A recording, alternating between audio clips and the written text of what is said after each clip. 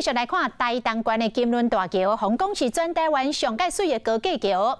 讲昨有一个查甫人故意打扮做艋舺内底人物，迄个无面的查甫人，伫个桥顶来徘徊20分钟，毋若对着即时的影像来比出着野的这个手势，搁摕伫这个桥顶。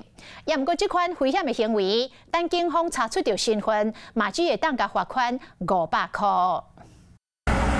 哇！太平洋的金轮大桥被称作是全台湾上水高架桥，也毋过看一个真有人打扮做成人少女内底无面男。这个伫小鬼仔脚的查甫人，伫大路呢行来行去，前后有20分钟，毋若双手比野，搁倒伫个桥顶，真明显伊知影讲，这个动作会好即时影像翕落来。最后可能是因为伤热，才将这个小鬼仔脚甲绑落来。然后最好是不要，因为我们是有孩子了，因为我们大人在做，小孩子会模仿。我觉得太夸张了，太扯了哦，很危险那个动作，真的太夸张，太少了啦。对啊，他这个动作会让我们真的哦哟。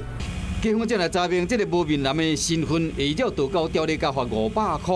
是讲伊先倒伫个车路边啊，后来直接倒伫个快车道。那真正发生意外，那呢这个责任应该算谁的？用路人如果本身违规使用人行穿越道，导致违反道路交通管理处罚条例，本身也要负一定比例的损害赔偿责任。 进前多辆车头冒游客对摄影机的手指跳用雨伞，拢总有未少少年人，即卖透过即时影像达到到处一游的目的。也毋过若真正发生意外，拢会负起民事的责任。